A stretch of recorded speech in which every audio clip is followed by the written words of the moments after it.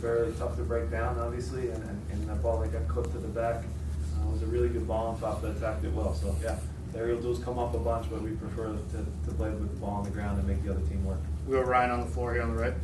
Jim, you've known Chris Cottis for a while. Are you seeing a different dynamic to his game as a player? Yeah, Chris has always just been a solid all-around soccer player. He has a knack in front of the goal, whether it's to get goals or assists. He has an engine that a lot of people label him this injury-prone guy, which is again a load of garbage, because he's a guy that takes care of his body as good as any pro I've ever been around. So he's put together now a really long run of games for us. Had a slow start to the year statistically, but still was doing the work. Now you're starting to see balls bounce his way. He made some really good decisive final passes tonight. Also did against DC. So he's confident right now, a guy you can lean on and trust. He's been through the battles. I keep thinking he's like 35 years old, but he's still under 30. He's still a young guy. So he's playing very well right now, and yeah, happy with how he's performing. And he's been a leader for us as well through the tough early stages of the season. We'll go Matt here on the floor. After the DC game, you mentioned that it wasn't that big of a workload because of how much you had possession. What's, as far as how much running the guys did, what's your early sense of how much work was put in tonight, and how does that affect getting ready for Colorado and any changes? Yeah, I mean, listen, again, we all watch now the EPL and the Bundesliga, and the buzzword is squad rotation, and I understand that. Well, those teams have $200 million budgets also, so it's a little different in that regard. Our guys are fit, and they're honest with me. They tell me when they can run. It's a product of the two-a-days, the hard work in the preseason. We have to work hard to set ourselves up to be able to get through these Wednesday games. I know, like I said in the midweek, and I said it with a smile, I'm not saying to be a condescending jerk, but if we would have went out tonight and I kept the lineup the same and we would have lost, it would have been there would have been criticism. The only thing that keeps it quiet is we win, and our guys did that tonight. They came out and did a good job. If I would have juggled things, it would have been, how could you change a team that won 4-0? So again, you're not going to win in those regards, but your players that you trust to go out on the field and execute, and they did it. So I'm really proud of them for that, and it will be a quick turnaround now going into Colorado. A team that's hungry, that their coach, Pablo, and he's going to have them ready to fight for every ball. So it's going to be another one.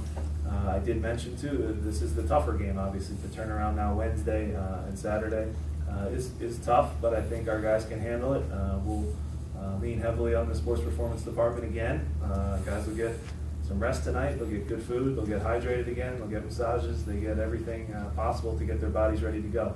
And they're honest with me. So if one of them's not ready, they'll tell us, and the next man will be stepping up. We have a really good squad, guys itching to get on the field.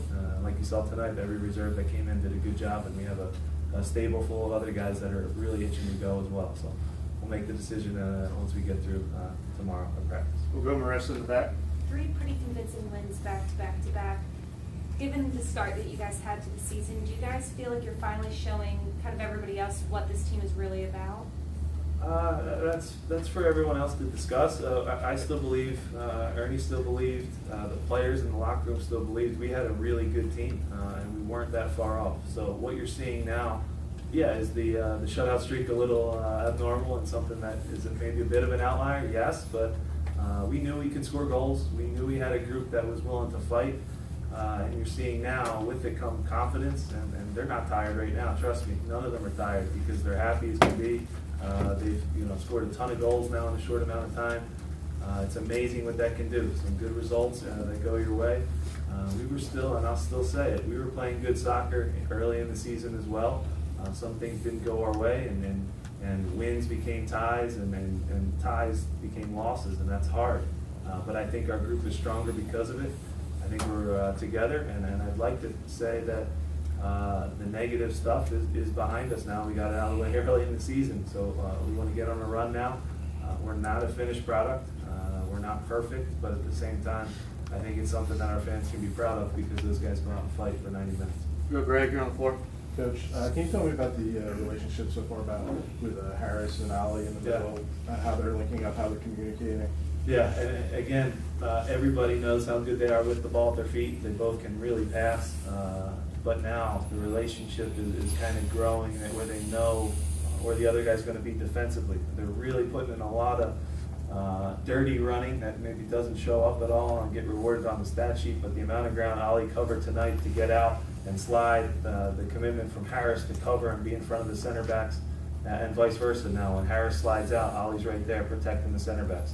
And we believe in pressure to the ball, because the best defenders in the world can't defend when there's no pressure to the ball. And that would go to the last 4 minutes of the half would be an example, right? So once our front four, I thought, took their foot off the gas, and we were up 2-0 for the last 4 minutes of the half, I went nuts at them at halftime, because we can't defend if there's no pressure to the ball. There's so many talented players in this league that if we're sitting back, we'll get picked apart.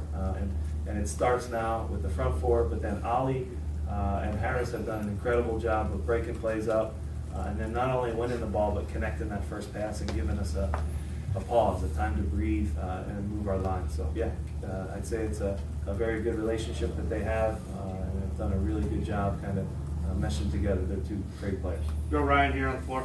Jim, do you know if Baba could jump that high? Yeah, we've seen it in training. He can run fast too. So yeah, he saw on the one where we maybe could have got the third goal where he had that separation. He has that getaway speed. I thought put in a lot of work tonight. Yeah, he can jump, no question about it. He is a guy that covers a ton of ground also and has worked hard defensively, but yeah, good for him to get on the end of a cross. A lot of times it's just about jumping first. So on that one, he jumps first and almost elevates off the guy's back because he's up early. But yes, he can definitely get up a little bit. Thanks, Jim. Thank you guys. All right, you guys.